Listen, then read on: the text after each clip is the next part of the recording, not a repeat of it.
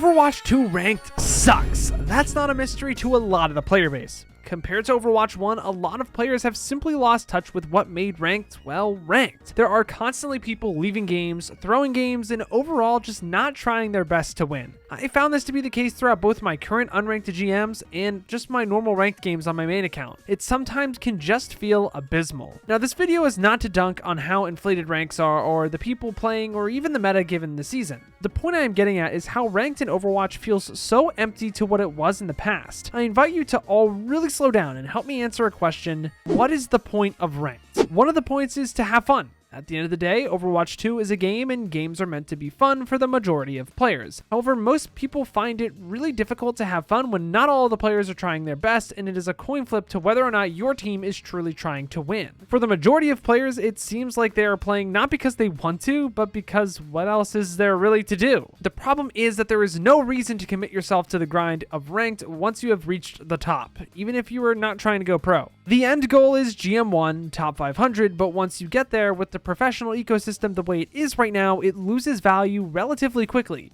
There is no point. There is no spray you get for being top 500 and no icon either. You get a title that you lose at the end of next season, and that's it.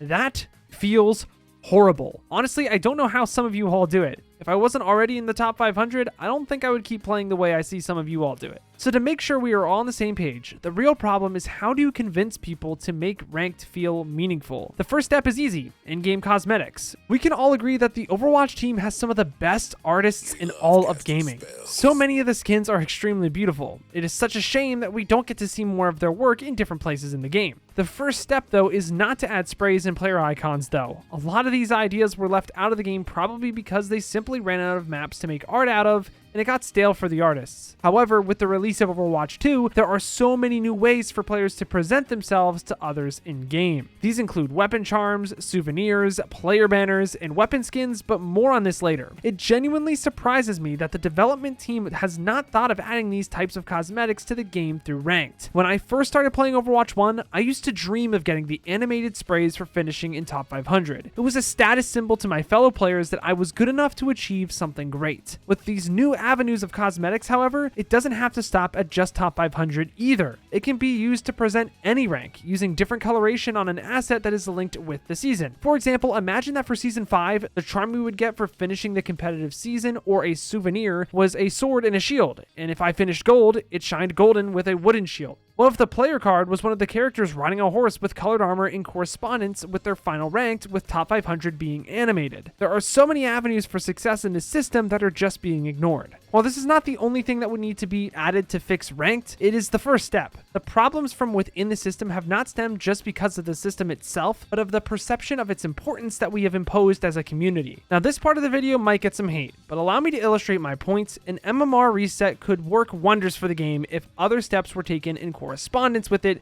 but it simply is a bad idea before other steps are taken first. If the community still viewed ranked the same way it does now, players still would not play seriously, and it would be right back to square one. Discussion aside, however, the MMR reset is just not realistic. I have a very hard time believing that the balance team is going to budge on this vision. It is just not happening. That being said, with new players going to the top simply because there are more players in general, in GM1 top 500 games, sometimes players that really shouldn't be there ruin the game that used to be competitive. This is because to counteract longer queue times, a larger deviation of skill is picked from in order to fill lobbies faster. In a more casual ranked system, this is fine if and only if there are other avenues for games to be played in a more competitive environment, like Face It, for example. There is no reason that players that are trying to make a name for themselves and go pro should be playing with new GM players who are new to the game in that setting. Top 500s should not be mixed with GM5 players and Masters players. This is what originally caused the problems to begin with. If the pros are not taking ranked seriously, why should the people that are just playing for fun?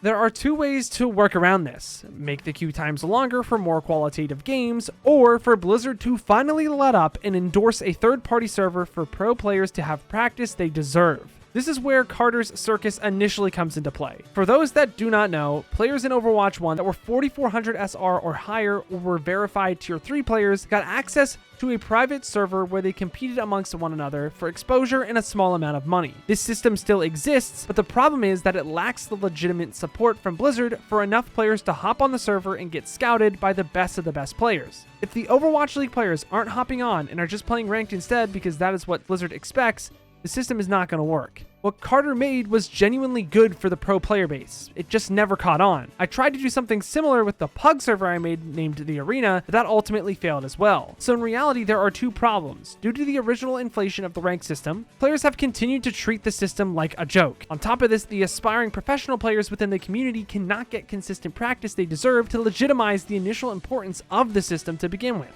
So to fix the problem, Blizzard should initially take responsible action to create cosmetics for players to get better payback for the time they invest into the game, and then for aspiring pro players, they can move into a face-it style matchmaker that gives them the practice they deserve, further producing validity for each player. A ranked system will never be perfect. However, there are ways to create solutions for each player in mind.